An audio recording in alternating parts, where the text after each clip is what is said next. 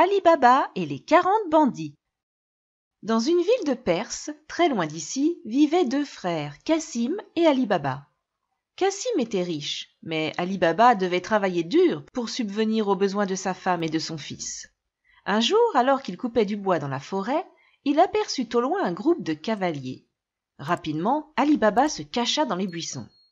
Bientôt, il vit qu'ils étaient avec pas moins de 40 hommes. L'homme le mieux vêtu s'avança un peu plus loin dans les buissons et cria haut et fort « Sésame, ouvre-toi !» Une porte dans la paroi rocheuse s'ouvrit et se referma une fois que tous les voleurs furent à l'intérieur. Ali Baba était stupéfait de ce qu'il venait de voir. Il resta dans le buisson jusqu'à ce que les voleurs en ressortirent. Le chef des voleurs dit « Sésame, ferme-toi !» et les 40 voleurs partirent à cheval. Ali Baba ne put s'empêcher de jeter un coup d'œil à la cachette des voleurs. Il s'approcha de la paroi rocheuse et dit « Sésame, ouvre-toi !» Et à sa grande surprise, la porte s'ouvrit. À l'intérieur, il vit une pièce remplie de trésors.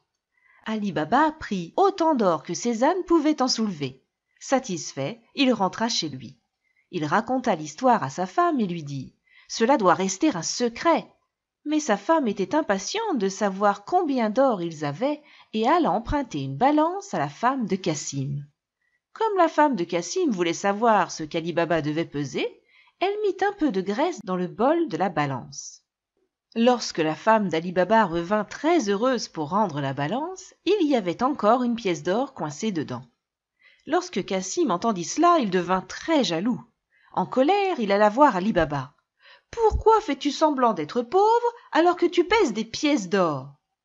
Ali Baba décida de dire la vérité et partagea l'emplacement de la grotte. « Nous pouvons partager le trésor, dit-il à son frère. » Mais Cassim ne voulait rien partager et il se rendit secrètement à la grotte tout seul.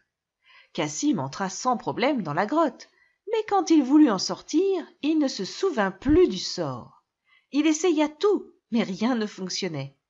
Un peu plus tard, les bandits arrivèrent à la grotte et ils tuèrent Cassim.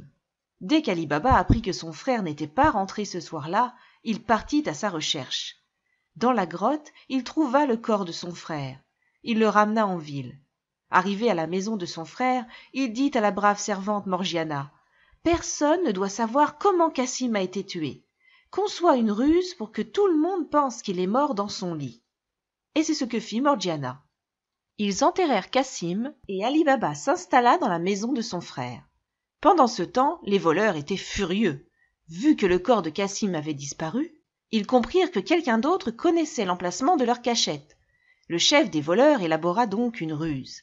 Il demanda à ses bandits de se glisser dans des sacs et de les enduire d'huile. Dans un sac, il mit réellement de l'huile. Il chargea tous les sacs sur des mules et marcha jusqu'à la ville. Il trouva la maison où il devait se rendre.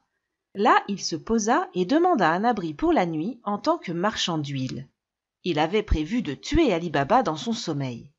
Morgiana dut prendre soin de l'inviter, mais la lampe à huile s'était éteinte et il n'y avait plus d'huile dans la maison. Elle décida donc d'aller chercher de l'huile dans les poches du marchand. Elle découvrit immédiatement qu'il y avait des hommes à la place de l'huile dans les poches et comprit qui était le marchand. Courageuse comme elle l'était, elle élabora immédiatement un plan pour sauver Ali Baba. Elle tua tous les bandits dans les sacs avec de l'huile chaude.